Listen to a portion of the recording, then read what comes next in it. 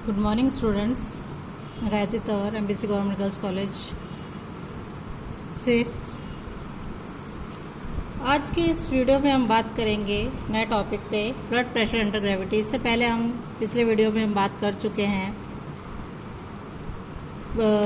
Special gravity और density क्या होती है और weight in terms of specific gravity of mixtures कैसे निकालते हैं हम जब उसका आयतन और आपेक्षिक घनत्व दिया हो और उसका भार और उसका आपेक्षिक घनत्व दिया गया हो, तब मिश्रण का आपेक्षिक घनत्व कैसे ज्ञात करते हैं। पिछले वीडियो में बात कर चुके हैं हम। आज हम इसको नए टॉपिक को कंटिन्यू करेंगे कि ब्लड प्रेशर अंडर ग्रेविटी, गुरुत्वाधीन तरल दाब क्या होता है और इससे रिलेटेड टॉपिक के बारे में चर्चा करेंगे। सबसे पहले है हमारा गुरुत्वाधीन विरामावस्था में तरल। जब किसी तरल पदार्थ का कुछ द्रव्यमान चर बलों के क्षेत्र के अंतर्गत साम्यावस्था में रह सकता है और द्रव पर जो क्रियाशील बाह्य बल केवल उसे गुरुत्वाकर्षण बल होता है या उसका भार होता है, तो यदि द्रव का भार नगण्य है तो उसको हम हल्का द्रव कहते हैं। ये बेसिक था कुछ। अब हम बात करेंगे क्षैतिज समतल के सभी बिंदुओं पर दाब की समानता क्या होती है। Equality of pressure at all points in a horizontal plane means क्षैतिज समतल के सभी बिंदुओं पर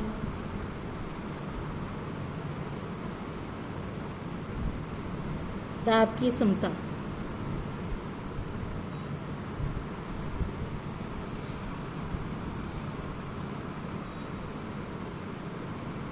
जब कोई तरल गुरुत्वाधीन में है, जब कोई तरल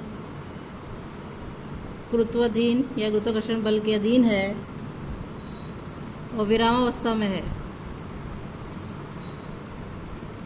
तो उसमें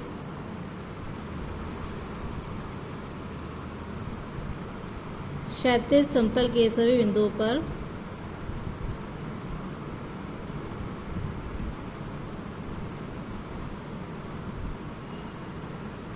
दाब समान रहता है।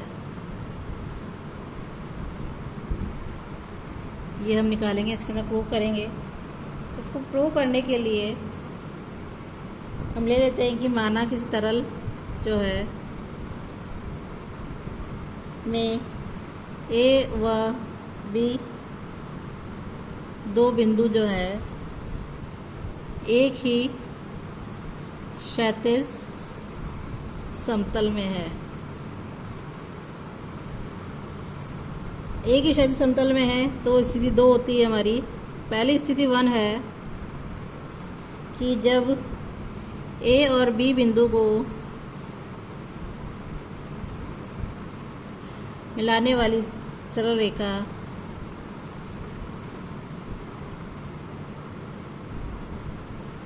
पूर्णतः तरल में स्थित हो,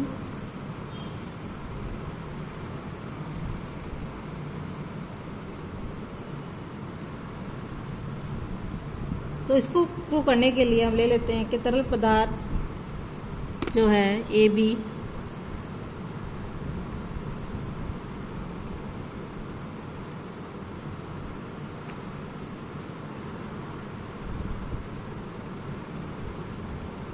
मान लीजिए ये पॉइंट है और ये बी पॉइंट है और ये एक ही क्षैतिज समतल में है और पूर्णतः तरल में डूबे हुए हैं। तो इस ए और बी को मिलाने वाले अक्ष को लेकर हमने एक लंबवृत्तीय बेलन बनाया जिसका अनुप्रस्थ स्पर्शीय क्षेत्र अल्फा बहुत कम है और जिसके समतली श्रेणी ए बी के लंबवत है और ये पूर्णतः तरल में स्थित है।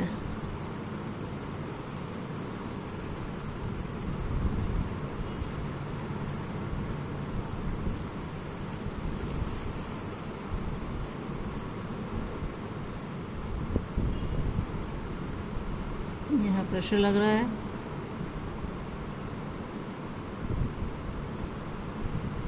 और यहाँ से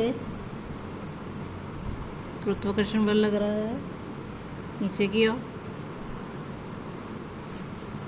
तो हम ले लेते हैं कि जो तरल पदार्थ में AB को अक्ष लेकर एक लंबवृत्तीय बेलन बनाया, जिसका अनुप्रस्थ परिच्छेदित छेद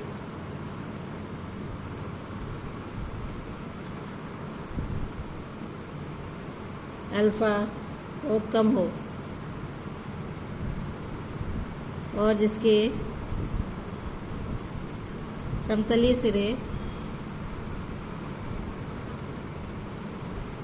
AB के लंबवत है।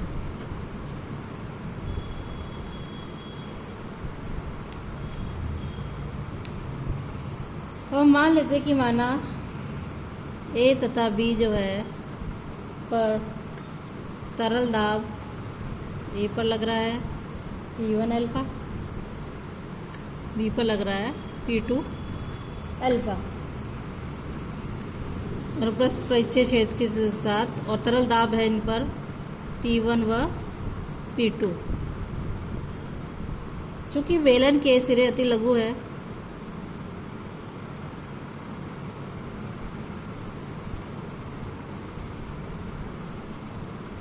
तो उन पर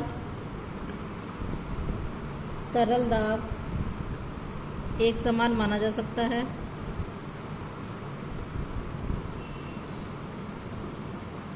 फलतः समतलीय सिरे जो हैं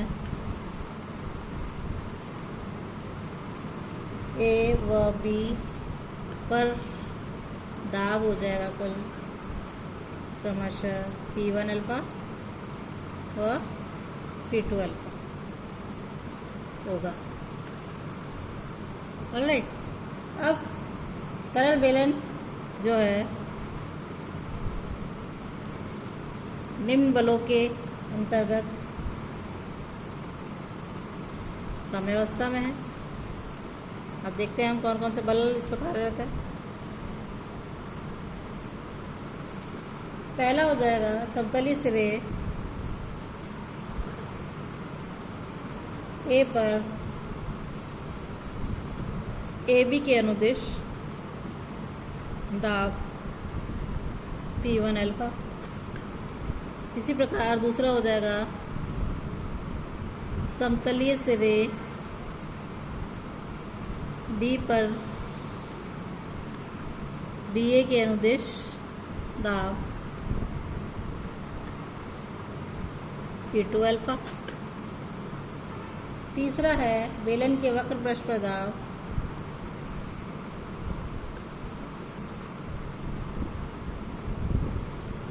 जो हर जगह AB के लंबवत है। और फोर्थ हो जाएगा तरल बेलन का भार, जो कि W ऊर्ध्वाधर नीचे की ओर स्थित लग रहा है। चूँकि तरल बेलन जो है वो साम्यावस्था में है,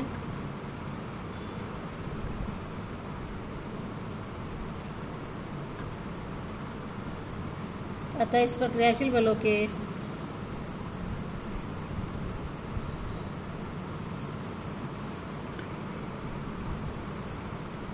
किसी भी दिशा में, हम जानते हैं कि साम्यावस्था में है कोई वस्तु, तो उस पर क्रियाशील बलों के किसी भी दिशा में वियोजित भागों का बीजीय योग 0 होता है।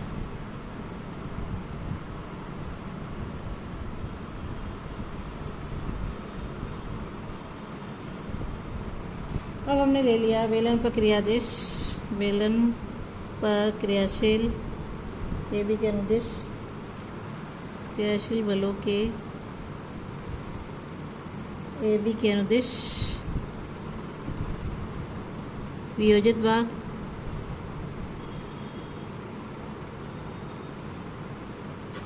तो हो जाएगा हमारे पास P1 alpha minus P2 alpha equals to 0। तो इससे आ जाएगा हमारे पास P1 इजिकल्स टू P2। यही हमको बताना था कि जब कोई तरल द्रुताधीन विरामावस्था में है उसमें क्षैतिज समतल के सभी बिंदुओं पर दाब समान रहता है। कब? जब कि ए और बी को मिलाने वाली सरल रेखा हमारी पूर्णतः तरल में स्थित है, यानी बिंदु ए पर दाब बराबर है बिंदु बी पर दाब। तो ये तो स्थिति हमारी स्थिति 1, जब ए बी दोनों तरल में स्थित है, ए बी को मिलाने वाली रेखा पूर्णतः तरल में स्थित है। स्थिति 2 हम ले लेते हैं। स्थिति 2 है हमारी कि जब ए और बी को मिलाने वाली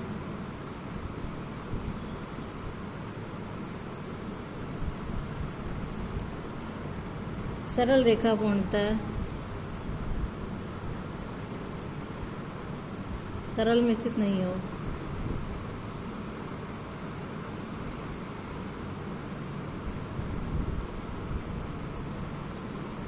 अब हमने इसका जो डायग्राम है वो इस तरीके से ले लेंगे।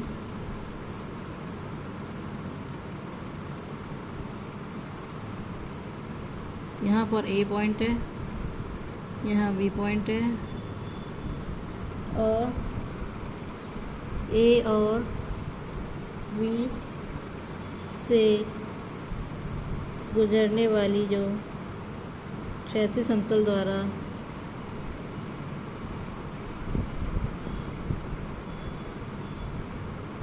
तरल बेलन तरल बर्तन के परिच्छेद को हम लेंगे।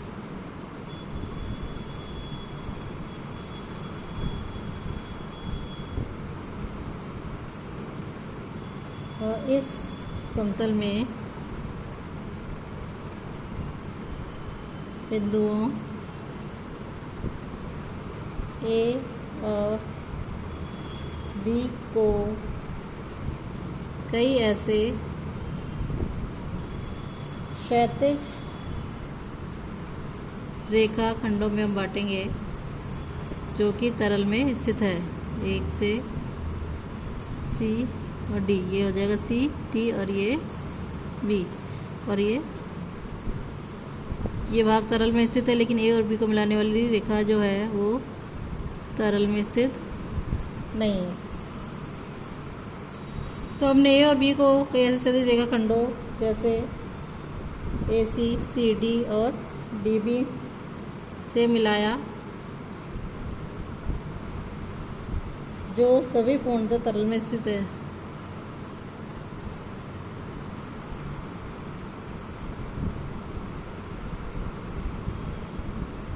अब स्थिति 1 से हम कह सकते हैं कि ए पर जो दाब है वो बराबर है दाब सी पर दाब बराबर है सी पर जो दाब है बराबर डी पर दाब, क्योंकि दोनों ही रेखा को मिलाने वाली जो रेखा है वो पूर्णतः तरल में स्थित है। और बिंदु डी पर दाब जो है वो बराबर है बिंदु बी पर दाब के।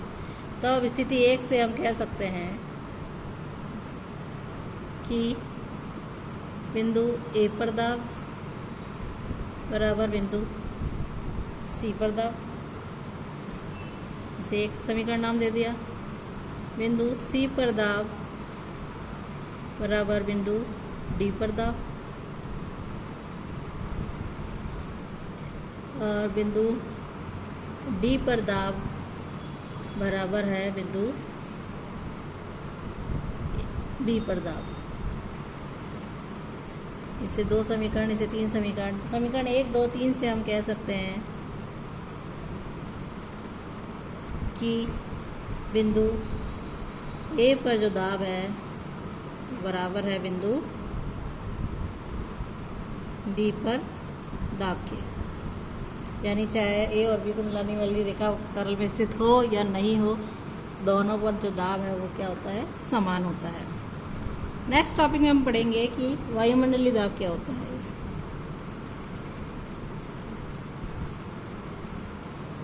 किसी धरातल पर वायुमंडल द्वारा उत्पन्न दाब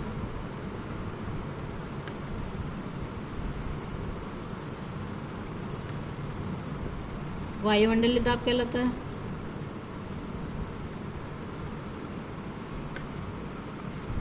और हम पहले ही पढ़ चुके हैं कि इसे हम पाई द्वारा व्यक्त करते हैं।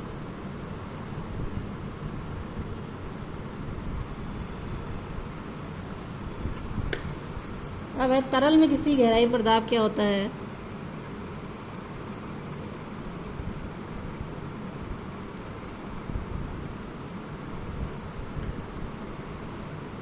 इसके बारे में हम चर्चा करेंगे। इसमें भी दो स्थितियां हैं। स्थिति एक हम ले लेते हैं जब तल जो है समांगी हो, तब दाब क्या होगा। तो मान लेते हैं, माना दिए हुए तरल में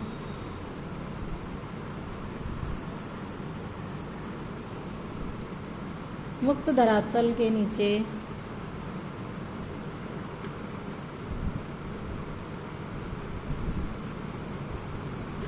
z गहराई पर कोई बिंदु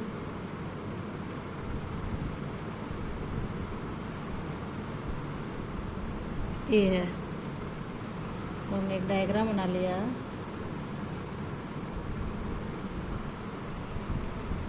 z गहराई पर बिंदु ए है और यहाँ है बिंदु बी और यहाँ से इसकी गहराई जो है वो z है। तो ऊर्ध्वाधर दिशा में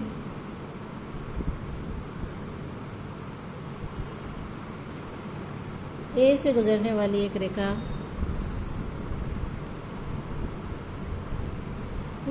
हमने ए बी खींची, जो तरल के मुक्त धरातल को हमने यहाँ तक है, मुक्त धरातल को हमने मान लीजिए ओ पॉइंट पर मिल रही है, तो ओ पर मिलती है।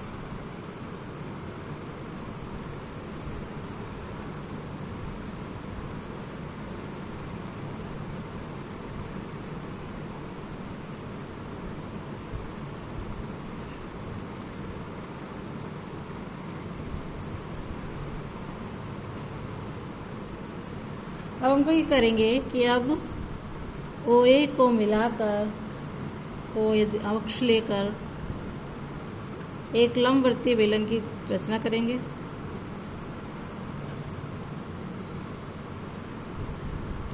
जिसका अनुप्रस्थ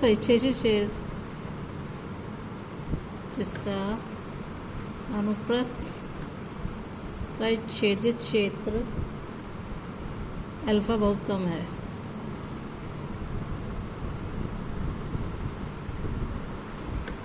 जिसके समतली सिरे और लंबवत है।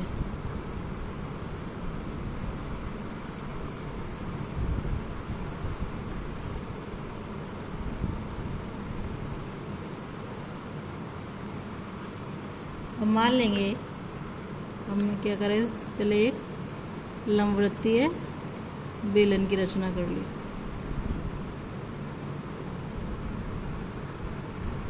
ये O पॉइंट है, ये A पॉइंट है। यहाँ पर प्रेशर लग रहा है, इसको विरामावस्था में है। अब माना बिंदु ए पर तरल दाब हमारे पास P है। हमने इसको बांध लीजिए, पॉइंट मान लिया, प्रेशर जो है जो लग रहा है वो P है, तथा वायुमंडलीय दाब तो पाई है। चूँकि तरल बेलन के जो सिरे हैं, समतल के सिरे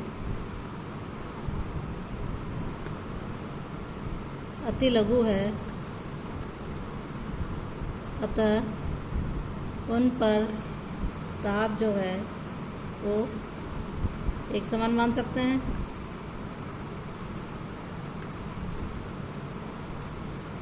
फलतः सिरे ए पर दाब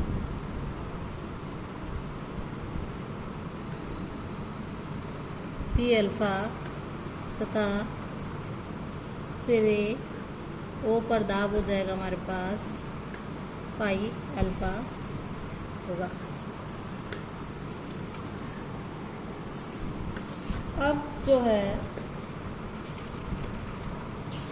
हम बात करेंगे कि जो तरल बेलन है वो निम्न बलों के अंतर्गत साम्यावस्था में होगा।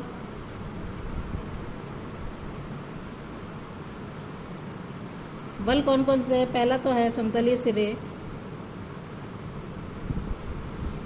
ए पर एओ के अनुदिश पी अल्फ़ा, अनुदिश दाब पी अल्फ़ा।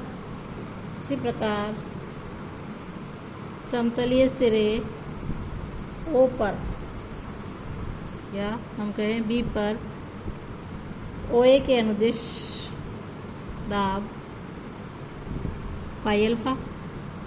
तीसरा बेलन के वक्र पृष्ठ पर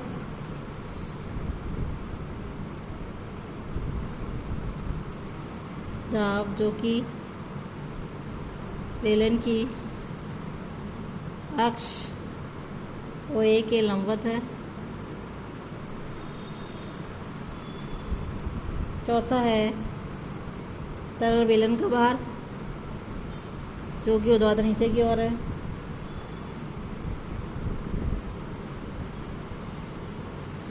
W बराबर हो जाएगा हमारे पास omega alpha Z, special gravity के अंदर जो लग रहा है, जो बेलन के गुरुत्व केंद्र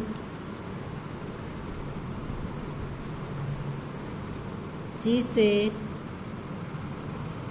ऊर्ध्वाधर नीचे की ओर क्रियाशील है और जहाँ ओमेगा जो है हमारे पास तरल के इकाई आयतन का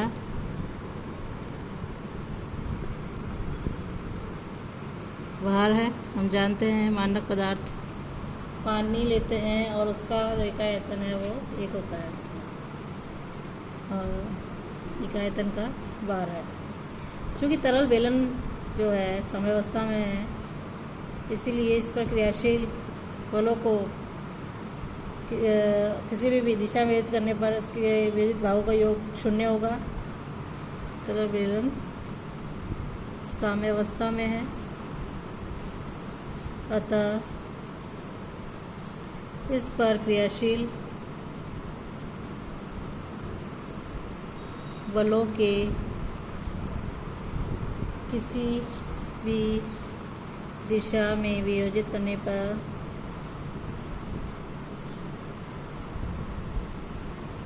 वियोजित भागों का बीजीय योग 0 होगा। तो हम ले सकते हैं कि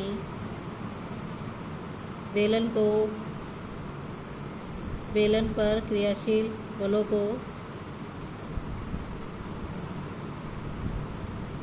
ऊर्ध्वाधर नीचे की ओर वियोजित करने पर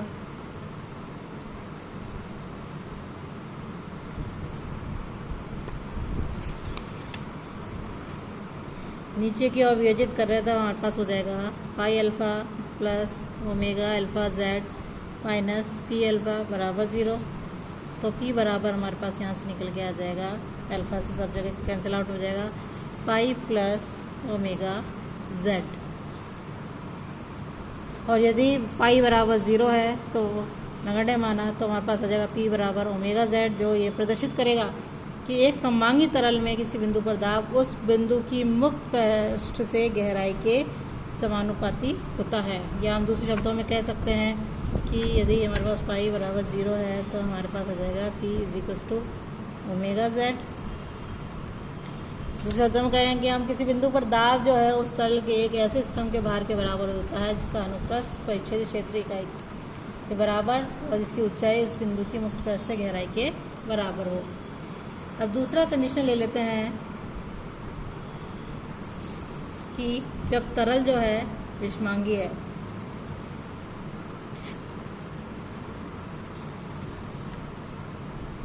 इसमें भी हम ऐसे ही कंसिडर कर लेंगे कि हमारे पास विषमांगी तरल में मुक्त पृष्ठ के नीचे जेड गहराई में कोई बिंदु ए है। तो हमने यहाँ ले लिया और ए बी को मिलाने वाली हमने एक रेखा से मिला दिया इसको। यहाँ पॉइंट हमारे पास ए है, यहाँ बी है और यहाँ इसका ग्रेविटी लग रही है, इसके अंदर गुरुत्वाकर्षण बल जो बाहर है वो डब्ल्यू नीचे की ओर है। और इसको यहाँ हमने ए बी को मिलाने वाली रेखा को अक्ष मानकर हमने एक लंबवृत्तीय बेलन की रचना कर ली।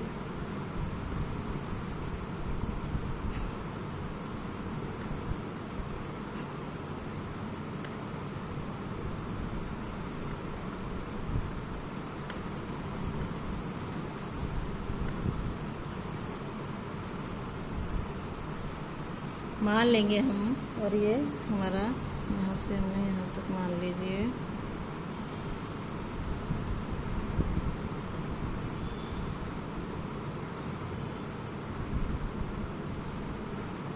मुक्त पृष्ठ से इसकी जो गहराई है ए पॉइंट की हमने मान लीजिए जेड है और ये डेल्टा जेड मान, और ये तरल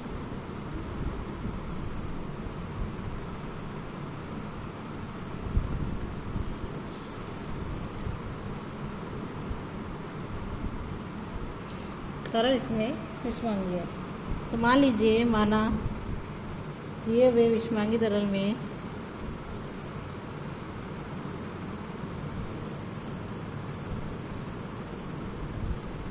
मुक्त पृष्ठ के नीचे जेड गहराई पर कोई बिंदु ए है। माना ए के ठीक नीचे दूसरा बिंदु बी है तथा बी है। बी इस प्रकार है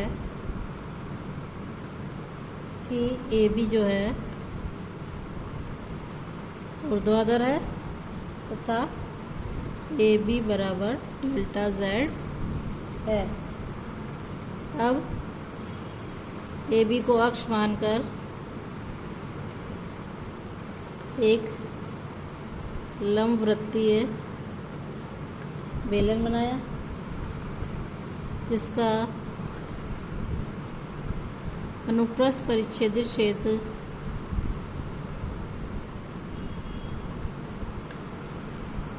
अल्फा बहुत छोटा है तथा जिसके समतली सिरे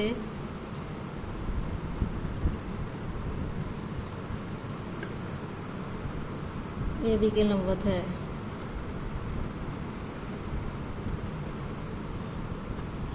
ठीक है, मान लेंगे माना बिंदु ए और बी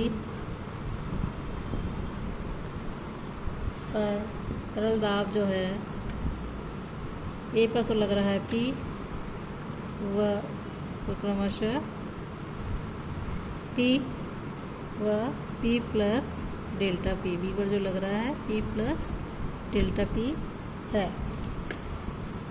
चूँकि बेलन अति लघु है, बेलन के सिरे जो है अति लघु है, अतः इसके प्रत्येक बिंदु पर घनत्व जो है हम कांस्टेंट मान सकते हैं।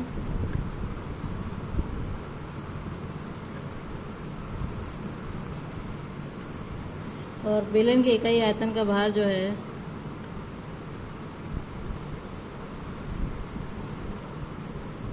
वो ओमेगा है। अब तरल बेलन जो है निम्न बलों के अंतर्गत कार्य करेगा। बल ले लेते हैं हम।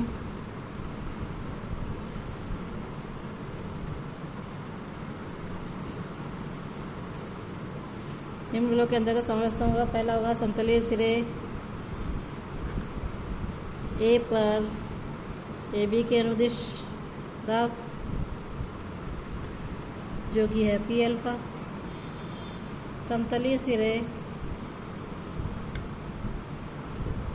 बी पर बी ए के अनुदिश दाब P plus delta P alpha. तीसरा है बेलन के वक्र पृष्ठ पर दाब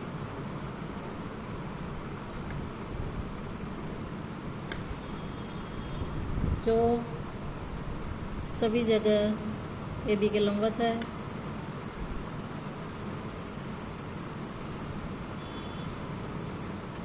चौथा है तरल बेलन का भार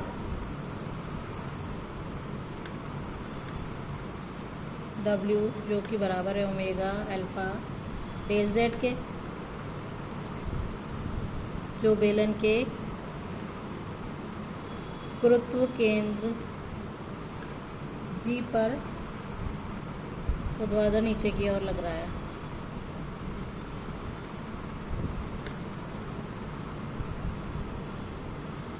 अब नेक्स्ट स्टेप, क्योंकि तरल बेलन अवस्था में है तो इस पर क्रियाशील बलों को क्रियाशील बलों को ऊर्ध्वाधर नीचे की ओर वियोजित करें पर बीजीय योग 0 के बराबर होगा। तो हमने ले लिया, क्योंकि तरल बेलन जो है साम्यावस्था में है, अतः इस पर क्रियाशील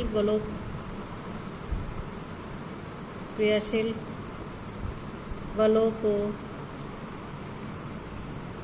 ऊर्ध्वाधर नीचे की ओर वियोजित करने पर नीचे की ओर वियोजित भागों का बीजीय योग 0 होगा।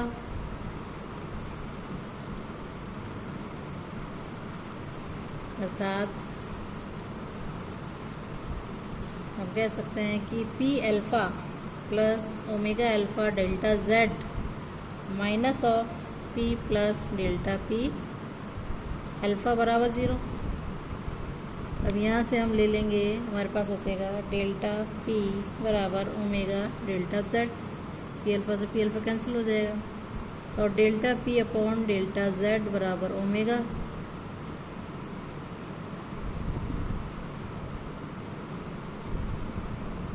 जब तरल सिकुड़कर एक बिंदु को अग्रसर हो जाता है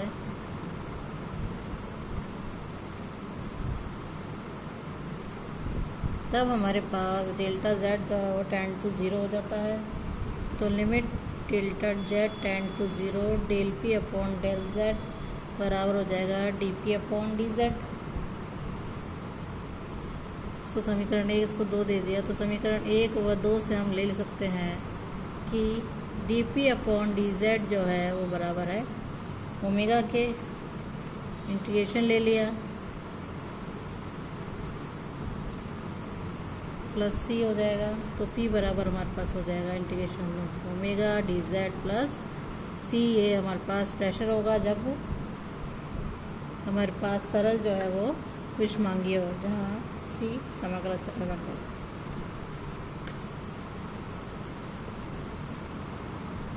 और यदि तरल समांगीय है तो ओमेगा अचर होगा। इसमें एक कंडीशन ले लेते हैं हम, विशेषतः यदि तरल